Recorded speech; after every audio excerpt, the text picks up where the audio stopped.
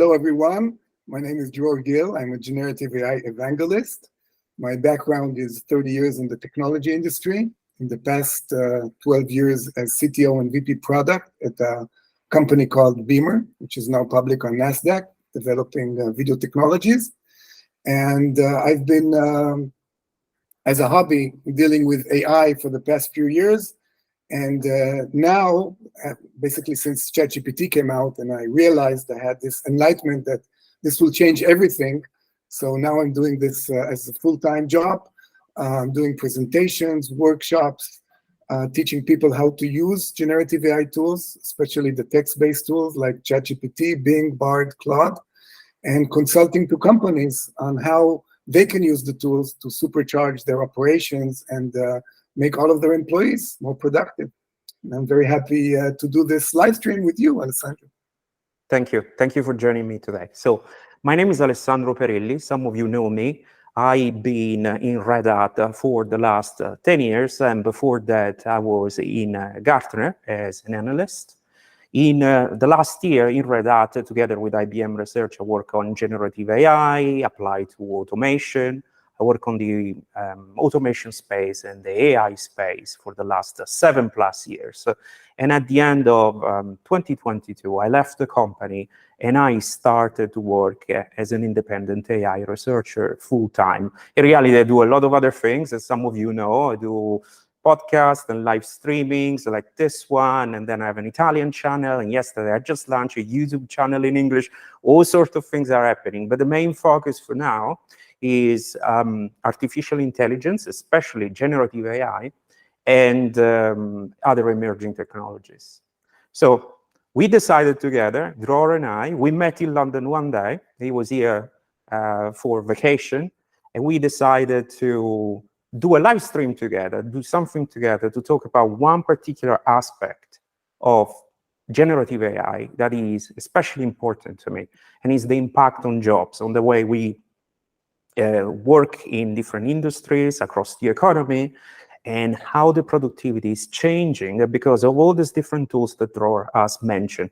This topic is so incredibly important to me that I write a weekly newsletter on this topic. It's called Synthetic Work. And in Synthetic Work, I cover all the news and all the tools that are impacting productivity in the way we're describing. So we say, let's do something together. Let's talk a little bit in depth about this. And we decided to come up with 3 main topics, plus a Q&A at the end if there is anybody that wants to talk. So these 3 topics are, is it true that AI is displacing jobs or impacting jobs in a negative way? There are 2 different camps, and we'll talk about that. And there is a lot of noise, and it's hard to understand what is real, what is not. The second topic that we want to talk about today is the companies that are implementing AI, the companies that are creating adoption programs for AI. They face a number of challenges that are not just technical-wise and business-wise, but they are facing the uncertainty, the doubt, the fears of the workforce that sees themselves potentially replaced by these AI tools. So how to address that? What is the right way to help them transition into this new era? And then the third thing that we wanted to talk about is what is the impact of generative AI, which is transforming the world, on the people that are in school today, the students all around the world, that they have chosen a career path or they're about to choose a career path. Where are they going? What is the problem that they are facing? Do they still have the same opportunities that they had at the beginning of their journey when they decided to join a particular school, to start a particular class? And if that opportunity is not there anymore, what can we do to help them? How this is transforming their opportunities going forward for when they leave the school? So we wanted to talk about these 3 topics. And I hope that's interesting for all of you that are watching this live or that are going to look at the recording. So Dror, should we start with first topic, which is job displacement, impact on jobs, real or not? Or what did you hear? What did we hear about this? What is your take on this? So it's interesting. I look at it from the aspect of productivity. So we know that productivity is increased when people use those generative AI tools. A very recent research that was published actually just end of last week by Ethan Malik and a group of researchers studied the effect of using GPT-4 by consultants in the Boston Consulting Group. And they had a large pool of like over 700 consultants, and they divided them into two groups. One of them was allowed to use ChatGPT Plus with GPT-4, and the other was not. And it turned out that those who used ChatGPT were able to finish 12% more of their tasks, and the time to finish those tasks was 25% lower, and the quality of their work was 40% higher than the quality of those who didn't use the tool. And another interesting finding in that research, and this has also been found in previous research, is that those who are less capable, those who have lower experience, had the biggest improvement. So if you look at the half of the consultants who are more junior, they improved by 43%. And the top half, which are more senior and more experienced, they improved by only 17%. So this actually means that one of the effects of using these tools is lowering the barriers, or lowering the difference between different groups. And it's interesting. And this means that more people can do a job that has higher quality and higher productivity. So, and this is, I mean, there was other research by Goldman Sachs, by OpenAI, by McKinsey. All of them found improvement in productivity. And the big question in my mind is, how will the improvement in productivity affect jobs? So if I have people who can, if I have people who are now 20%, 30%, 40% more productive in my company, so they can do more, so the company can produce more of whatever it is doing. Am I going to use the same number of employees, or will I need less employees? If the company is doing more, will there be demand for more? If other companies are also increasing their productivity, how does that affect the market? So that's, in my mind, an interesting question. How does the increasing productivity, which is certain, affect the number of jobs, the need for people doing those specific jobs? It's a really good question. And I might have an answer for that, or something that I believe is going to happen. But before we get to that, there is one point that I believe is really important to address, and it's the following. As Dror just said, there is a tangible impact on productivity, meaning the people, your co-workers in your organization, your direct reports, your managers, depending on whatever is your role in the organization, using these AI tools for one reason or one task or another, are actually being more productive. And the people that were a little bit struggling, to not use other terms, are being massively boosted. So there is a kind of great equalizer taking place here, where the people that were a little bit struggling massively go up, and the people that were already very good just go up a little bit. And this means that if you are not one of those people that is using these AI tools, you might find yourself very quickly behind. You might struggle in terms of volume of the output, or quality of the output, and so on. And the reason why you might be, or some of your colleagues might be in that camp, is that there are, in my experience, two groups of people right now that have very specific feelings about generative AI. So the first group is the people that say, so what? They see a lot of different tools that are shown on social media, where there's endless, exhausting stream of tech demos that happens from that is arranged by AI enthusiasts.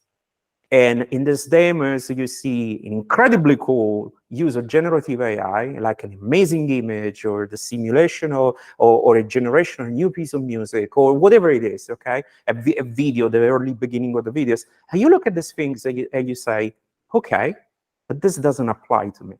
It doesn't apply to my use case. It doesn't apply to my line of businesses. It doesn't apply to my company. So, okay, cool, but it's not really important to me. I really don't care about this. So this is something that is not really a threat to me. It's not going to impact me in any way. So this is the first group of people.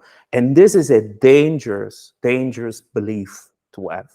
Because as Dror said, there are a number of people that are using these tools either pushed by the company or doing in secret. Actually, there are a lot of people that are using generative AI in secret without telling anybody because they want to get ahead or because they're curious and then they get hooked, or whatever is the reason. And these people are going to outpace you before you realize that this is a real threat, that this is a real opportunity. It depends on what way you want to look at that, if you're part of the train or if you're not. So it's a very dangerous belief to think, okay, this doesn't apply to me. This is not important to me. Nothing's going to happen. So this is the first category of people. And then there is the second category of people, which is the category of people that look at these tools and they say, yeah, but these tools are not going to match the human creativity. They will never be as good as me in doing my job or another job or any job. They will just never match the spark that whatever it is that is distinctive of the human brain. And that is another incredibly dangerous belief. So as I mentioned in the introduction, around this, I write weekly this newsletter called Synthetic Work. And 2 weeks ago, I think 2 weeks ago, 3 weeks ago, I demonstrated how GTP4, with the right prompt, you need to know how to write it, with the right prompt, could generate 20, 30 business ideas on how to expand my business with synthetic work in a number of different ways. And the business ideas that GTP4 has generated were really good, like as good as mine. And now you can say that I'm not great at businessman. That's another story. But they were really creative. They went in a lot of different directions. And believe it or not, some of those ideas are already in my work roadmap for things that I want to do to grow the business. I was personally incredibly impressed. I was really impressed. I try new techniques and new tools, new approaches to generative AI tools every week, and I try live real time, and I write it in newsletter, so I share with everybody. And so I discovered those things while I was writing the newsletter, and it was absolutely incredible. I share with the readers, and some of them wrote me back, and they say, wow, this is amazing. I didn't expect that it would go that well. This is a practical example.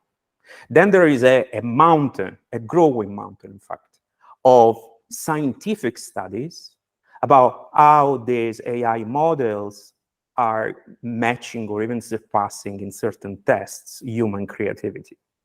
But I don't want to talk about the studies, not because they are not valid or relevant, but because there is a difference between an academic paper that is somewhere up in the sky versus practical implementation, right? Exactly. So this second belief is something that must be destroyed. And there is another reason to destroy it, which is you might have forgotten already, because this is a very intense period in our history, but GTP4 was released when, Dror? In November, right? The 3.5 in November and 4 in March. In March, right, in March. So this thing is 6 months old, not even. And there will be, guaranteed you, there will be a GTP5 and 6 and 7 and 8 and so forth. And for this to stop improving this capability, including the creativity, something dramatic has to happen. And there is no sign of the drama coming up. There is no, imminent limit to the technical capabilities that we have. And so if you're in one of those two camps, so what? Or nah, that will never match what I can do. You really need to start rethinking this right away. And you need to start paying attention to these tools. I completely agree, and I think it's a very interesting observation what you talked about. You know, people who are using the tools but not telling anybody. Ethan Malik, which is really somebody you should follow if you're not already. He's really a guru of generative AI and doing amazing things. He called these people the secret cyborgs. People who are using the tools, they're not telling anybody because they want to get a bonus, they want to be appreciated. Maybe they want to work less. Maybe they're working from home, they're doing other stuff, but using these tools, they have superpowers and they do the same job or even more. And the other observation, I think, which is very important, most people know ChatGPT and the other text-based tools as things that can create content. So basically things like marketing content and posts and articles and stuff like that. But what Alessandro just mentioned, brainstorming partner, being able to get ideas for new products, ideas for features for an existing product, business direction, where can I take my business, what else can I do with it to increase my sales, to increase my revenues. It can be a great tool for brainstorming on those ideas, and the more information you feed to it, the better it gets. Now, the research you mentioned is also interesting, and for me, the fascinating thing is that these LLMs are being researched like a natural phenomenon, like you research chemistry or biology, like you're trying to understand something that is natural, because you would expect, okay, this is computer code, this is a tool that was built by humans, they know what it can do. No, because it is a neural network, because the way of the architecture is built, you cannot really know what is hiding there and what developed through training and all of those layers and all of those billions of connections. So people are studying and they're discovering very interesting things. And as you said, the tools keep improving and improving. And in March, there was a famous research by Goldman Sachs saying that 300 million jobs worldwide would be affected by generative AI, which is not a big number for all the jobs in the world, but that was based on GPT 3.5. And since then, we have GPT-4.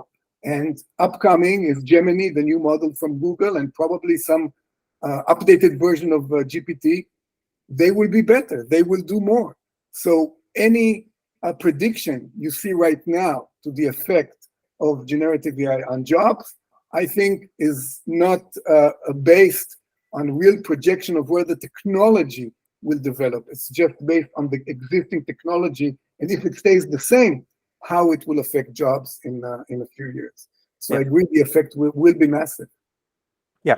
So let's close this segment and move to the next question, because time is flying, by trying to address your original question. So if the productivity goes up 40%, 20%, 30%, what is going to happen to the companies? Are they going to double their output, their productivity, or they're going to cut in half, or 40% or 30% their workforce? And here you have two camps, of course. There are the techno-optimists, like venture capitalists, well, some venture capitalists at least, that say the world will be a beautiful place. The companies will double the output. Everybody will become a 10x, 100x, 1000x engineers, or whatever is the word of the day, and the productivity will explode. And to that point, I have a little bit of issues with that point, because yes, you can theoretically increase the productivity by 20, 30, 40, 50%, but then you need to have a sales pipeline, you need to have a marketing capability, you need to have an audience that is ready to absorb that kind of additional output that you're producing, and it's not guaranteed that you will have this infinite market that can absorb whatever you produce more thanks to AI. So it's not given at all. And then maybe prices will drop if you have more capacities and there is same also, demand, maybe. that. Of course. And then there is the second camp, which is connected to the first one, you will see in a second, of other people that are more realists or maybe even pessimists that say, well, actually, no. What is going to happen is that companies will see these as a cost-cutting measure rather than an increased productivity measure, and they will just slash the employees, and with that saving, return that saving to the shareholders, especially if you are in a public company, especially if you are in a period, economic period that is recession or close to recession. You want to show your shareholders as a public company, as the CEO of a public company, that there is a cost saving, massive cost saving happening. And so you have situations like, for example, the CEO of IBM that goes on the record and says, well, I can see at Brittany, I have a note, 20, 30%, I don't remember exactly, percent of the workforce can be replaced by AI and automation. And he goes on the record with this. It was in May, I think it was May, article from Bloomberg. And there we're talking about 7,800 jobs. So it's not one person, two people. This is entire portions of the organizations that get eliminated to do cost cutting. Now, IBM CEO is not the only one. There's plenty of others. There is the CEO of Ford that made mentions like this and so on. The big pressure of this camp of people, the big argument is that shareholders will apply a pressure to companies to return some of those savings back to them, rather than keep building up. And so it really depends. The early signs that I capture with synthetic work suggest that, for now at least, generative AI is more used as a cost-cutting measure rather than increased productivity. And my hypothesis is that that's because it's easier. It takes less effort to cut compared to build up. What do you think, Dror? I agree. It's easier. And I also think we've seen some massive layoffs in the large tech companies at the end of the year, the previous year. And, Google, Facebook, all of those companies, and Microsoft even. And I'm not sure that those employees will come back, that they will increase the workforce back because of AI. So the cuts were done pre the AI era, before ChatGPT came out. But I believe those companies already knew the capabilities of this technology and what will happen. So, of course, there are other considerations. As you said, we're in sort of a recession and the demand is going down, and they hired too many people when the bubble was there and everybody was racing forward. And now they need, to cut back. But I also think that it's something that not necessarily those companies will grow back again. And I also think that the CEO of IBM specifically talked about people he's not hiring, people he planned to hire, but he will not hire because of generative AI that can do that job. And I think this brings us to the second topic, because we know that it is possible that there will be some cutbacks because of the technology. It's also possible that productivity will increase and everybody will be happy. So the second topic we wanted to address is, how do you convey this in the company? When you go now in your company, and as you said in the beginning, it would be foolish to just ignore it, because then your competitors, will race ahead of you. So when you come to implement these technologies in your company, you need support from the employees. You need support from managers, middle managers, even top management. And some of these people, have a reason to be afraid. Why am I going to support this? Why am I going to learn this and to adopt this if eventually it is going to replace me? Or maybe in a group of 10, 3 people will not be needed. So why am I going to help it? And I think even you in one of the newsletters of synthetic work, mentioned the possibility of something like a sabotage that may happen when you introduce this technology into the company, but the employees reject it for that reason. So I think this introduction has to be done very wisely. And it's true for any automation technology, but this is automation on a scale that we haven't seen before. And this is automation that is all over the news, all over the media, so people know about it. So there has to be a very careful work of internal marketing and employee branding and building all of that, vision around this process, so you will get support from the employees. Absolutely. Absolutely. So when you think about programs to embrace AI and how to manage the expectation and how to manage the fear and uncertainty that Dror just mentioned, I think there are 4 points of a winning plan. There might be others, but for now, this is my main suggestions. Working with companies all around the world. Point number 1, remove the friction. Right now, I know a lot of companies all around the world, in finance sector, in healthcare, all over the world, and I get it. There are companies that put a lot of constraints in the use of generative AI tools. And these constraints create a lot of friction between the employee and the actual improvement in productivity that a company may enjoy, may benefit. But these employees are already using, we said it already in the previous point, they're already using these tools. They're using it in secret. It's the new shadow IT. They are using these tools, and they are doing secretly because they don't want any sort of repercussion or retribution happening to them. So removing the friction. Now, sometimes the friction is not just in terms of being overly prescriptive in terms of what you can do. Sometimes the restriction is in which tool you can use. So for example, another company that is forcing the employees, encourages the use, but forces the employees to exclusively work with Bard.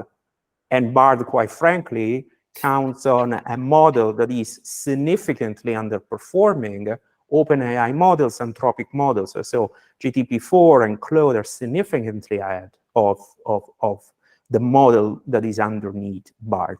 And so what does it mean?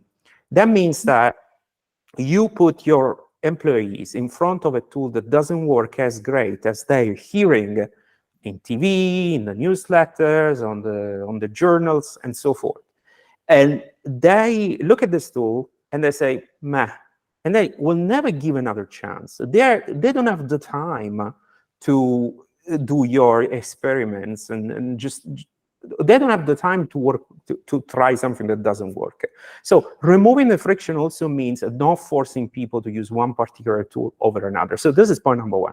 Point number 2, find a champion. This is something that is a recipe that is battle tested, and I've seen firsthand in 20 plus years in the enterprise IT industry, business to business, if you want to say it that way, where the only way to be successful in a technology adoption is that you start very small with very quick wins, very easy to achieve wins, and you do that through champions that internally evangelize the message and show other employees how you can use, in this case, generative AI to achieve this or that little task, that little goal. And that builds the confidence. That creates the positive feeling and positive reinforcement that pushes people to try more, to do more things, to do a little bit more of their stuff.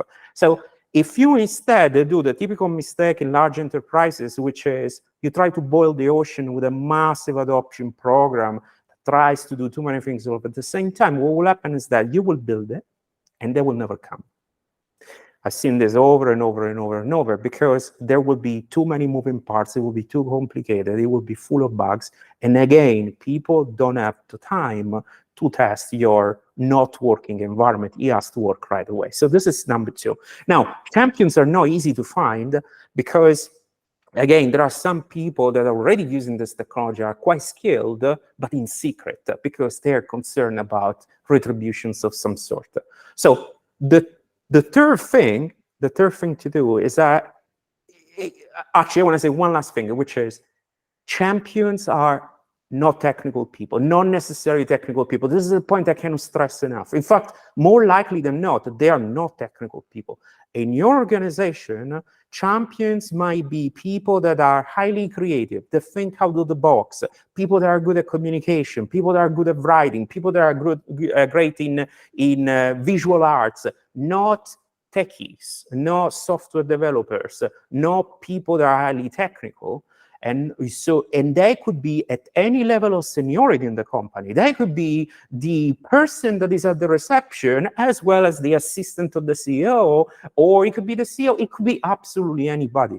There is no seniority, no function, no job role, job spec that should predetermine who's the champion of the organization. So number 3, I suggest to create, as soon as possible, an upskilling program. The upskilling program is critical for employees because they count on you as an employer. They count on you on getting the skills that are necessary for them to transition into this new era and master these tools and don't feel left behind. They don't have, at the end of the 9 to 5 shift, the time to go and study like Dror and I do all day long. They need to have an help that comes from you directly. You need to help transition them. And then number 4, the last one, the most important possibly, is that you need to empower the people that are on the front line. Those are the subject matter experts in their jobs. It cannot be some middle manager, some high-level manager that is up there. The people that do the task, whichever is the task, are the expert at that task. So give them the generative AI tools and empower them to try to see if they can come up with things. Put together a hackathon program.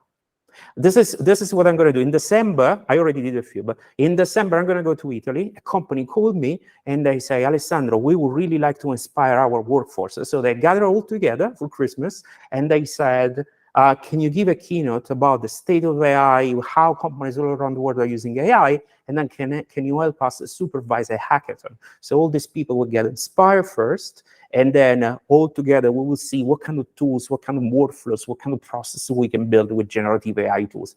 This is the kind of program you want to do. You want to expose people to this kind of brainstorming, this kind of situation.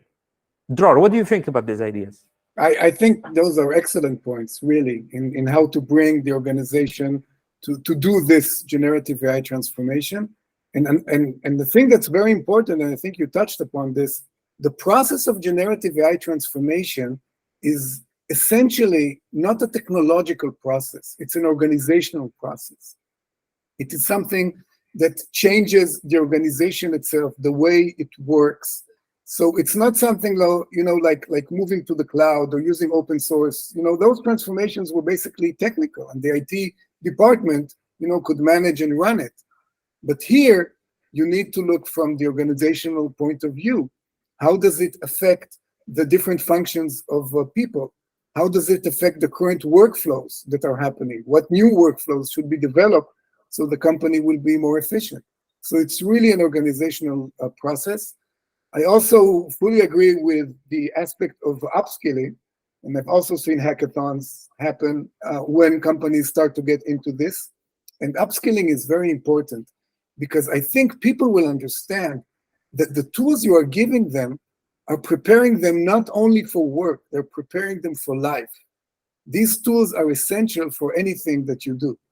So whatever they want to do next, whatever next job they have, or whatever they want to do in their personal life, if they want to be more productive, they will use those generative AI tools. And the company is actually paying to upskill them on the company time. And I think that's a great asset. I saw an interesting research where they asked employees about generative AI, and 82% of employees in that research in the US said they would pay out of their own pocket to learn the generative AI skills. Absolutely. Because they know how important this is for their future. They have to know how to use these tools, and this is something that's really key. And I think it's also another topic we wanted to discuss. What do you need to do today if you're a young person and want to be prepared for your next phase? What should you study? And this is really a question that I get a lot. My daughter is 14 years old, and she's asking me, and her classmates are asking me, hey, we saw ChatGPT, we're using it, this is amazing. What's going to happen to the world? Why am I studying? Why am I doing these exams if ChatGPT can do them in a second? What should I study? And they also get this from students who are older and want to make their career decision about what they're going to study in university. And this is a decision you make for 3 years or for 4 years.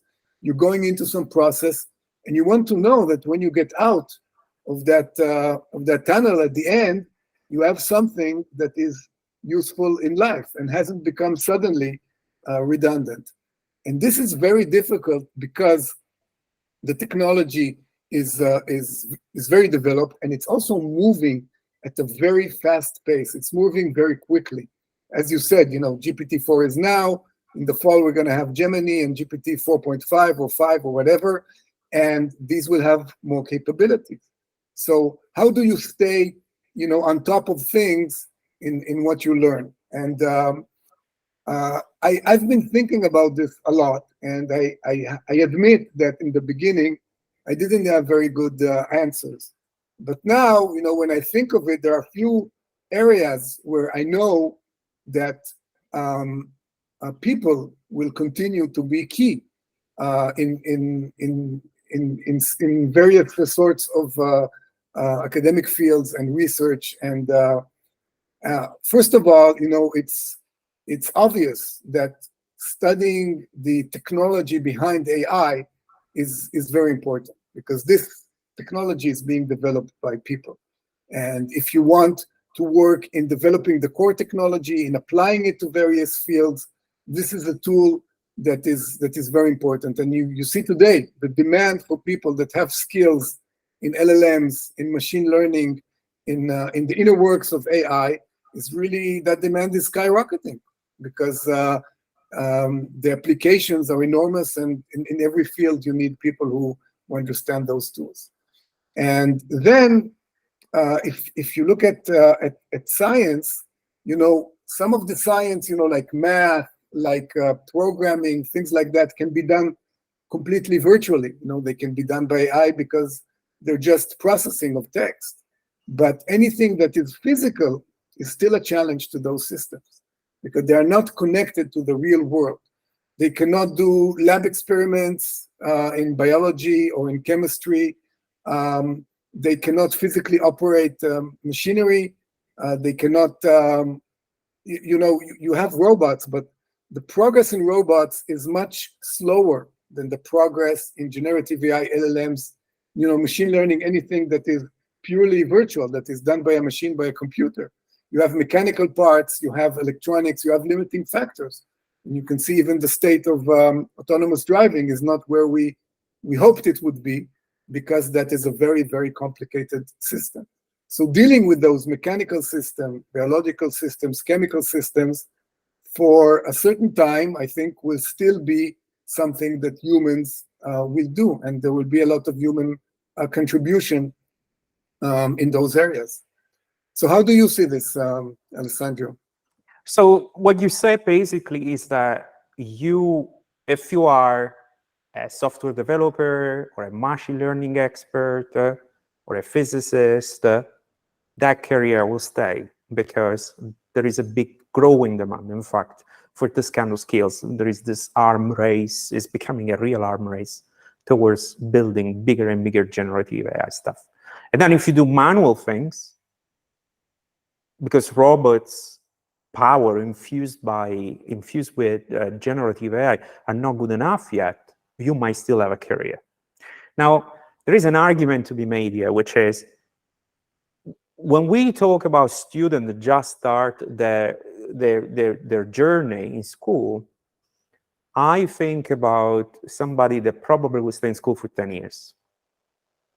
And the reality, the sad reality in this case, is that we really don't know what is going to happen in 10 years. You should trust absolutely nobody that tells you for certain what is going to happen in 10 years. We have no idea if tomorrow morning, or in 1 month, or in 5 years, there will be a breakthrough that will transform the capabilities, remove the bottlenecks from the robots. And so all the things that Dror just said now might go away. Just like overnight in November last year and March, overnight, productivity of the world has transformed because OpenAI has found a way to create the GPT-4 architecture. So we don't know what is going to happen. What we know is that the entire planet is working on this. And when an entire planet works on this, there are a lot of brilliant minds that collaborate together and might get to solutions. So I would not rule out the possibility that the robotics problem that exists today, which are absolutely real, exactly as Dror said, might go away. So if you think about, okay, I'm going to be in school for 10 years, how is this profession, this manual profession, to continue Dror's example, this manual profession that I have decided to do is still going to be there? I don't know. This is my honest answer. I have absolutely no idea.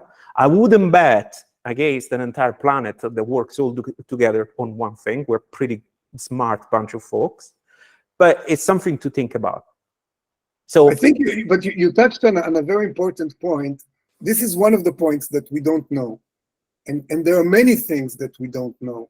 And I think this is one of the biggest issues with generative AI. Because when you come to a company or come to an organization and they ask questions about the future, and I'm not talking about 10, 20 years back, they ask, okay, what's going to be in 2-3 years? Because that's their planning, right? Especially in the big companies, they need to plan. And they ask you what's gonna happen in the 2-3 years. And you can't really give a definitive answer, but it's human nature that you want to know. Living in uncertainty is something that is terrible. In many aspects of life, you'd rather have a negative decision than no decision at all or uncertainty, right? Absolutely. And this is something I think that is key and an issue that must be addressed whenever you're talking about generative AI. So you have to get into this new mindset that, okay, this is what we're going to do for the next 6 months. It looks okay. Things are going to be pretty stable in the next 6 months, and then we're going to reevaluate. So the organization has to be ever-changing and agile in a way that it reevaluates itself every certain amount of time, which is shorter than their usual cycles. And this is a new mindset that they have to get into.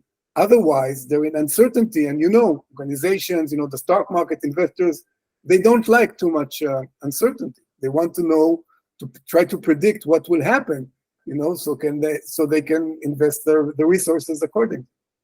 I agree 100% on all the points, absolutely. But we're talking about students. And students cannot reassess every 6 months like organizations, unfortunately. So for that is much harder.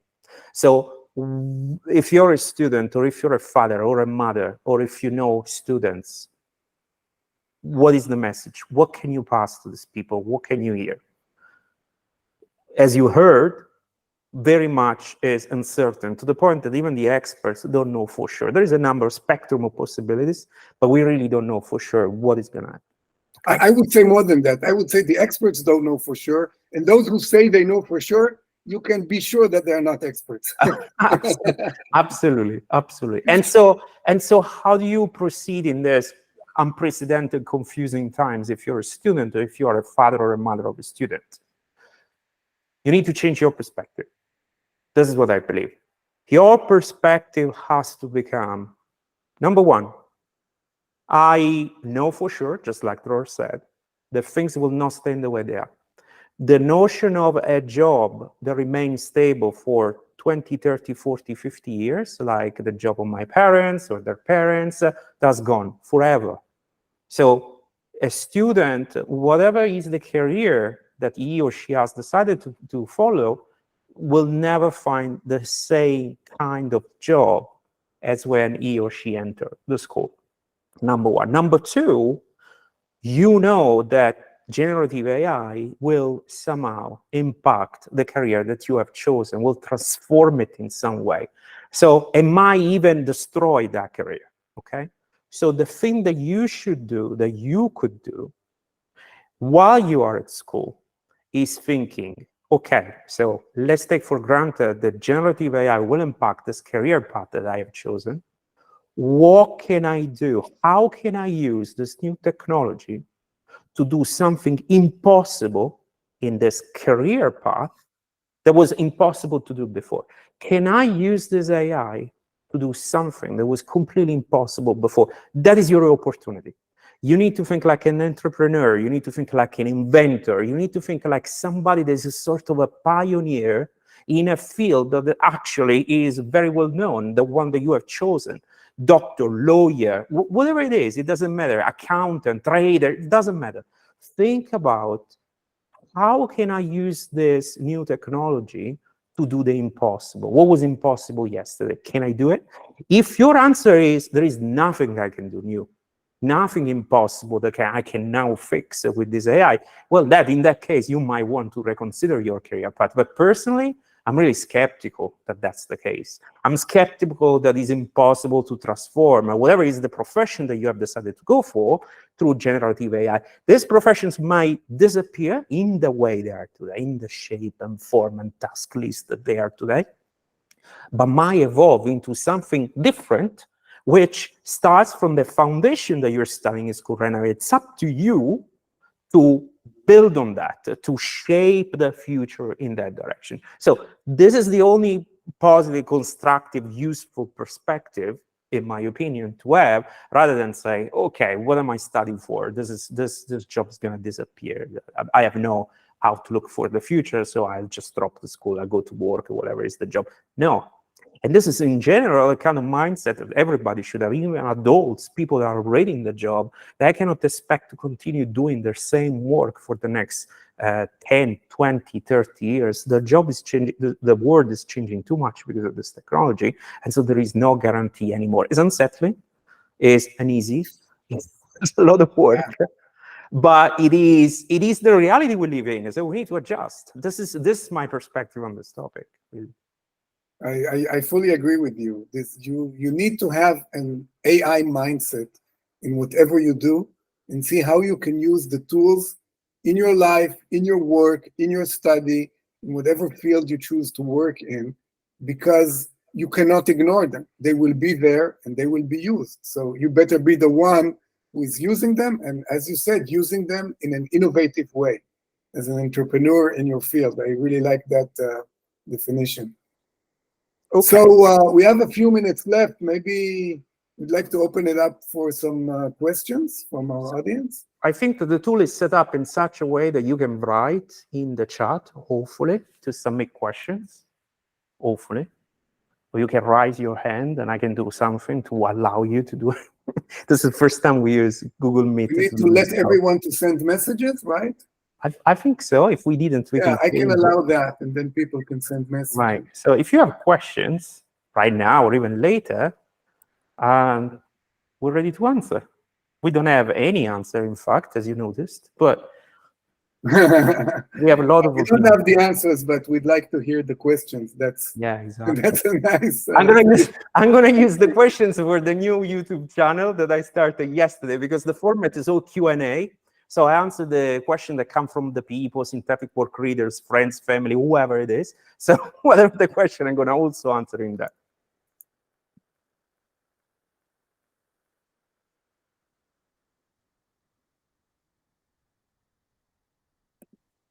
Our questions, okay? Okay, so you can write your question in the chat. I'll try. Let me see if it works. I think Okay, so we have two people that raised their hands. Can you write in the chat? Probably not, otherwise they would have done already. Can you unmute them? Is that possible? Yeah, we can let them participate.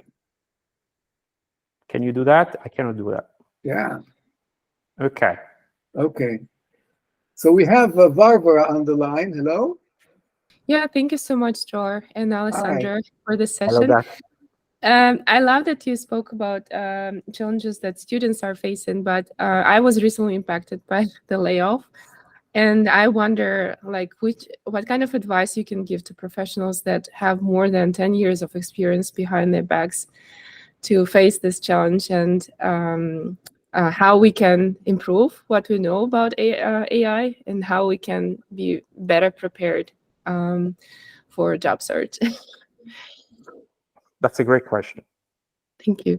Should I start? You start? Yeah, sure. You can go ahead. Okay. So this is my perspective on this. You need to start from, or I will start from the assumption that whatever is your line of business, your job, somebody is trying somewhere in the world to do that job through generative AI. And so there are two possible paths, in my opinion. One is that you endure whatever is the result of that, meaning you see yourself being, you see somebody else outcompete you thanks to AI, or you embrace AI and you outcompete others. You integrate generative AI tools that we've been discussing about, and you use them to superpower whatever is your line of business, your skill, marketing, whatever it is. You can use a generative AI to do a superpower version of that, a super capability in that. It doesn't mean that you increase the output only. It means how can you use AI to make that job that you have 10 years of experience with to do it better? What can you do differently thanks to generative AI? And that will position you in a better place in the eye of an employer, because you can do something special, something new through this technology. This is what I would think about doing first. Dror, what do you think? No, I fully agree. That is the way to go.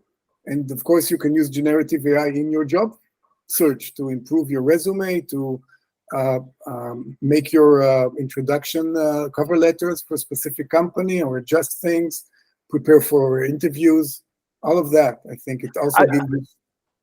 I will go beyond that. I will go beyond that. I will create a project merging together your 10 years of experience with generative AI to say to the world, to your potential employers out there, this is what is the normal way of doing this with 10 years of experience. This is 10 years of experience plus GPT-4 or something else. And this is what you can accomplish. And that would be your cover letter for whatever job in the world. It is better than simply passively endure this transformation and say, well, okay, I'm being out of the market, or I'm feeling like I'm getting out of the market because of this technology and cost cutting. Yeah. Okay, great. Thank you. Thank you, Barbara. And next in line was Michael. So let's put him on the line. You know, I feel like a radio show host. I've never done. You're doing great, much better than me. Hello, Michael. Can you unmute yourself and then we can hear you?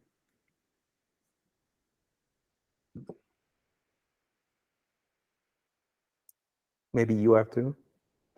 No, I think he needs to unmute himself. I cannot. There we go. There you go. Hi, Michael. Hi. We've met before, by the way, Gill, Yeah. many years ago. Right. Anyway, wondering about with generative AI, if perhaps the niche, the overall general niche that is valuable, that'll be of worth in a system, because we're really talking about systems, not goals, but with the generative AI as part of an overall business system. What are the human characteristics that won't be able to be subsumed by generative AI? You wanna start a Wow. war? Yeah. Wow. That is the $1 million question. You know, I've seen somebody post this on Facebook kind of as a teaser.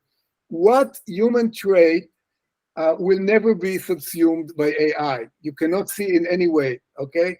And I pinpointed this one even further. You know, my challenge would be what thing that the human brain does not something that's happening internal to the brain, okay? So don't talk to me about feelings or soul or something like that. Talk to me about things that you do, that you produce, that the mind produces, that you can read or see or something like that externally, that the brain does, and AI would never be able to do. And it's a really tough challenge, because if you look at it, if anything that relates to processing information in a certain way can be learned by those models. What generative AI models are doing, they're learning the patterns of human creation, okay? And you can say to a certain level, the patterns of human thinking or actually reasoning, okay? So they're learning those patterns and they're getting better at it every day. So anything that we produce or write or draw or come up with ideas, whatever, based on the input that we have, on information that we have, or things that we randomly generate from our brains, can be done or will be done in the future by AI. That's my point of view. Now, it's a bit alarming. It's a bit, we humans are used to think that we are the best. Nothing is better than a human, and a computer is just, some tool that we invented for ourselves, but it will never be better than us. But today, many people believe that in some ways it will be better than us. But what a computer cannot do is have our experience. So there's a very famous ad that shows a robot doing a lot of stuff. Yeah, robot can do this, robot can do that. And then here's something a robot cannot do. And then the guy's drinking beer.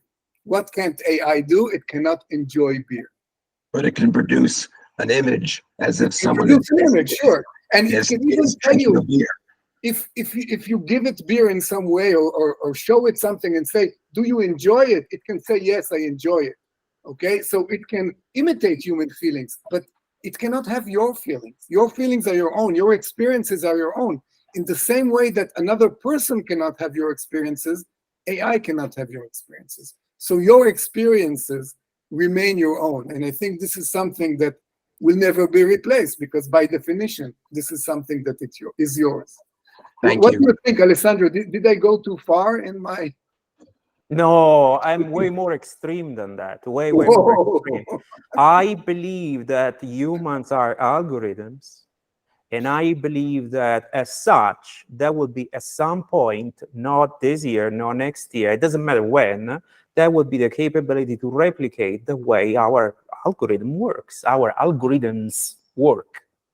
I'll tell you something, because I am fortunate to be passionate as a side thing on neuroscience, cognitive psychology, and evolutionary psychology. Very few people apparently know that human emotions are relatively new in the history of humanity. We didn't have love at some point in time, something like 50,000 years, I don't remember exactly, 50,000 years ago. There was no love, according to scientists. There was no hate, there was no jealousy. These things were developed as we started to come together as a society, because there is a mechanism of incentives. It's very long and complicated to explain. It doesn't matter now. And so if that emerged from an interaction of algorithms, there is absolutely, in my opinion, absolutely no way that it's not possible to replicate that spontaneous emergence in a series of AI models that interact with each other as agents.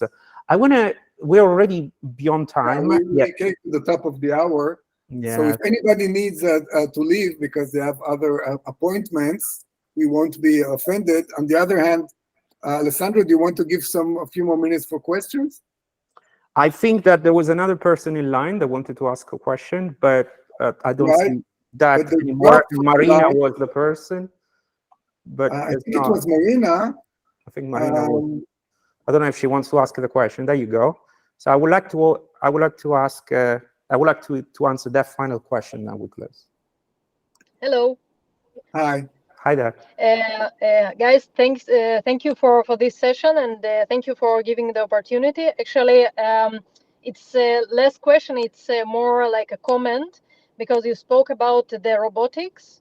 And I remember that a few days ago, I spoke with one of my friends that is working for an AI company.